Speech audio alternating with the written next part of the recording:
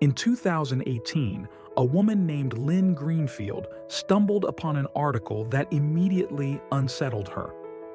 It was the incredible story of Richard Montañez, the janitor who supposedly invented Flamin Hot Cheetos. His journey from a factory worker to a corporate success story had captivated millions, turning him into a symbol of perseverance and ingenuity. The internet embraced his tale, celebrating Richard not only for the snack's creation, but for the hope and inspiration he gave to those chasing the American dream. But for Greenfield, something felt off. She wasn't just another skeptic trying to tear down a success story. She had a reason to question it, because according to her, she was the real creator of Flamin Hot Cheetos. This discovery set off a chain of events that would turn Richard's legacy upside down. But before diving into the controversy, let's rewind and take a look at the story Richard himself told the world, the one that made him a household name. A story that inspired millions back in the 1980s. Richard Montañez was working as a janitor at a Frito-Lay plant near Los Angeles.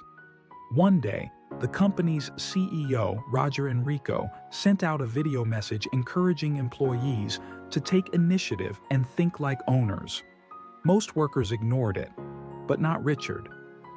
One day at the grocery store, he noticed something peculiar. None of the Frito-Lay products on the shelves had any bold, spicy flavors. That's when inspiration struck. He took home a bag of plain Cheetos, and with the help of his wife, he began experimenting with different spice blends. After multiple trials, he perfected the ultimate fiery mix, a flavor that would soon become legendary. Excited about his idea, Richard did something unheard of. He picked up the phone and called the CEO directly. Now, you'd think a janitor trying to reach a corporate executive would be ignored, right? But surprisingly, his call went through. Enrico loved the idea and told Richard to prepare a presentation for the top executives at Frito-Lay. There was only one problem. Richard had no formal education, no business experience, and barely any public speaking skills. Determined not to let that stop him, he rushed to the library, devouring books on marketing and branding. Over the next few days, he carefully packaged his spicy Cheetos in plastic bags, ready to present his vision. The presentation that changed everything? The day finally arrived. Richard walked into the boardroom, staring down at a room full of executives, some of the most powerful people in the industry. He pitched his creation with passion, explaining why spicy snacks would appeal to Hispanic consumers. The meeting seemed to be going better than expected, but then one of the executives asked him a question he wasn't prepared for. How much market share do you think this product could capture? Richard had no idea what market share even meant. So, thinking quickly, he spread his arms as wide as he could and confidently declared, "This much market share." The executives laughed, but they also saw potential. According to Richard, that moment changed everything. Flamin Hot Cheetos went into development, became a massive success, and made Frito-Lay billions. As for Richard, he quickly climbed the corporate ladder, went on to give motivational speeches, wrote multiple books, and even inspired a feature film about his life. A feel-good story? Or a fabricated one? This incredible tale spread like wildfire, making Richard a global inspiration. But one day, Lynn Greenfield came across the story, and she wasn't having it. She immediately reached out to Frito-Lay, demanding answers. According to Greenfield, Flamin Hot Cheetos were not Richard's idea. She insisted that the real story had been twisted, and that she was the one who had developed the project. This revelation sparked a full-scale corporate investigation, forcing Frito-Lay to finally set the record straight. And what they found? It didn't look good for Richard Montañez. The investigation begins. When Frito-Lay launched their internal investigation, they sifted through years of corporate records tracking the origins of Flamin' Hot Cheetos. What they found didn't match Richard's version of events at all. The company released an official statement saying, "None of our records show that Richard was involved in any capacity in the Flamin' Hot test market." This was a bombshell revelation, because even if Richard hadn't been involved in the test market, wouldn't there be some evidence of his contribution? His phone call to the CEO? His big presentation? Anything? But there was nothing. No documents, no emails, no recorded meetings, nothing to back up his claims. And then, things got even worse. The origins of Flamin' Hot Cheetos? The real story? For years, Richard claimed he got the idea in a California grocery store where he noticed that Frito-Lay products lacked spice. But according to Frito-Lay's investigation, the idea didn't come from California at all. It didn't even come from the company's corporate headquarters in Texas. Instead, 6 former employees came forward with a completely different story. They revealed that Flamin' Hot Cheetos originated in Chicago and Detroit, not from a janitor's kitchen, but from sales teams who noticed a growing demand for spicy snacks in urban areas. These teams relayed their findings back to corporate, which led to the project landing on the desk of Lynn Greenfield, the real developer of Flamin' Hot Cheetos. But wait, what about Richard's legendary presentation? The presentation that never happened? Richard described his big moment as one of the most significant meetings in Frito-Lay history. According to him, over 100 executives attended his pitch. If that were true, there should be plenty of people who could back him up, right? Well, the LA Times tracked down 20 executives who would have been at the meeting, and not a single one remembered it ever happening. One former project manager was blunt. "If this story was true, believe me, we would have heard about it." Could Richard have simply exaggerated? Let's assume for a moment that Richard did give a presentation, but maybe it wasn't as dramatic as he described. Maybe the story evolved over time, taking on a more inspirational tone as he began writing books and giving speeches. That wouldn't necessarily make him a fraud, right? After all, even if he didn't invent Flamin' Hot Cheetos, he still had a successful career at Frito-Lay, working his way up from janitor to executive. But then came the biggest contradiction of all, one that shattered Richard's entire story. What about the CEO who believed in him? A central figure in Richard's journey was former CEO Roger Enrico.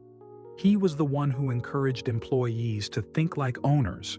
He was the one who took Richard's call. He was the one who greenlit the project. And in Richard's latest book, he mentions Roger by name 60 times.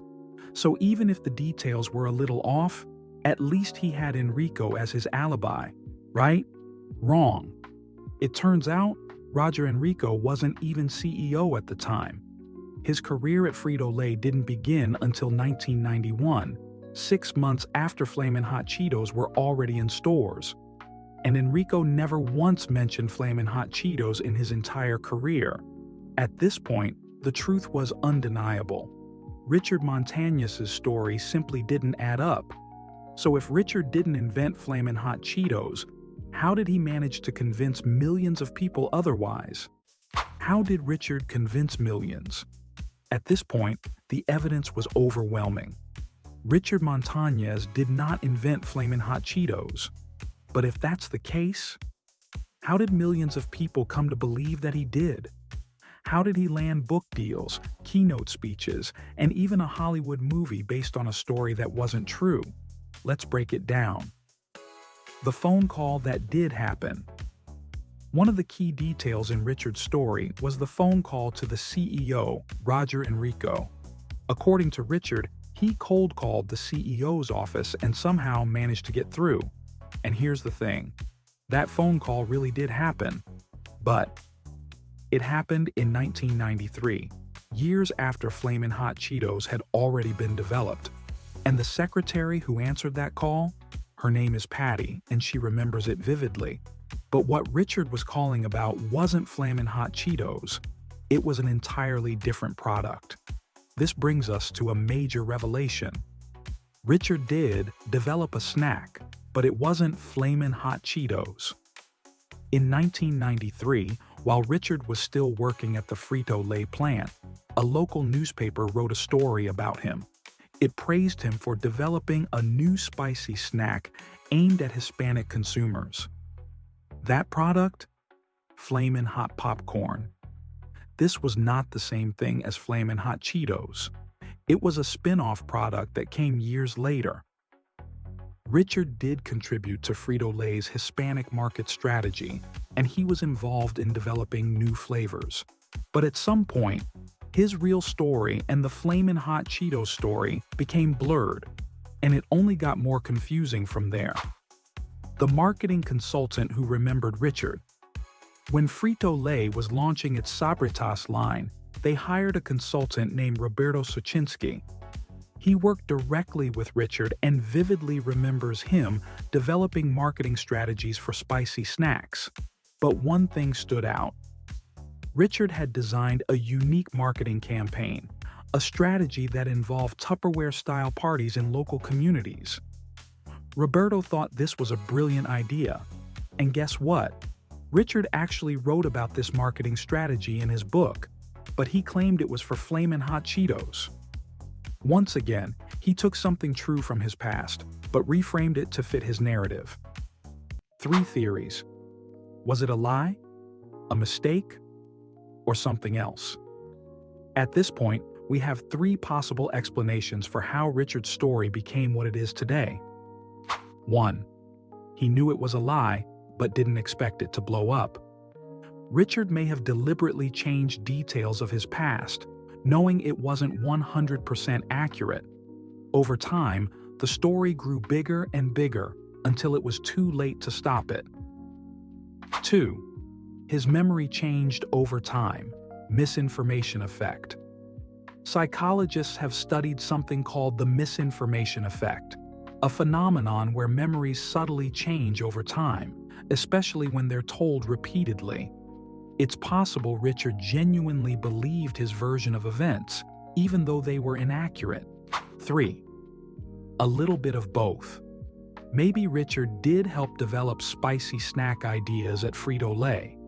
Maybe he did have a big moment where he pitched a product, but over time, he started blending the details together, unintentionally taking credit for the wrong product.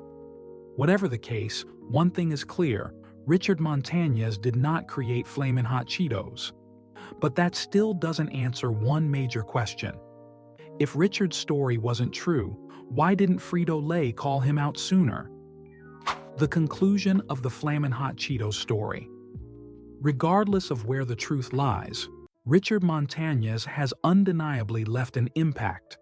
Whether or not he truly invented Flamin' Hot Cheetos, he became a symbol of perseverance, ambition, and success against the odds.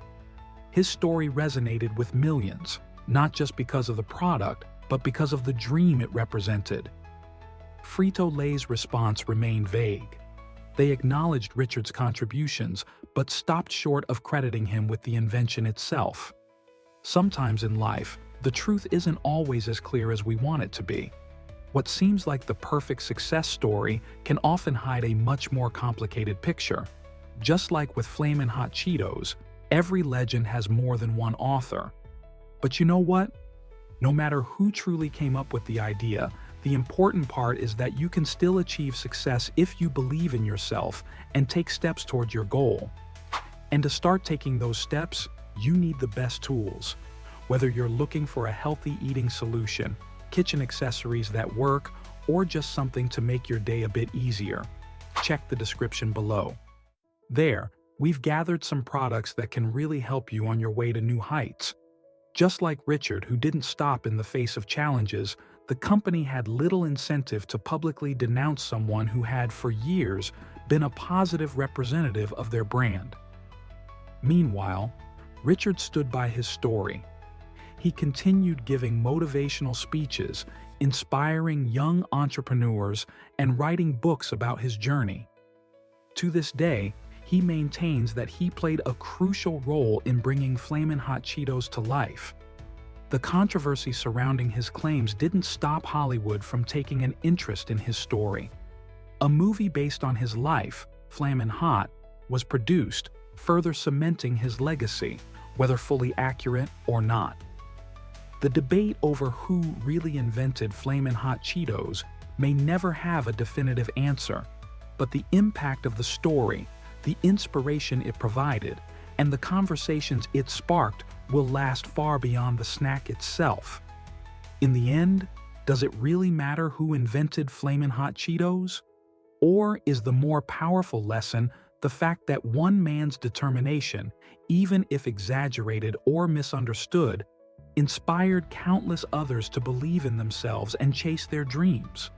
One thing's for sure, Flamin' Hot Cheetos became a global sensation. But perhaps the real fire was never in the snack. Maybe it was always in the story.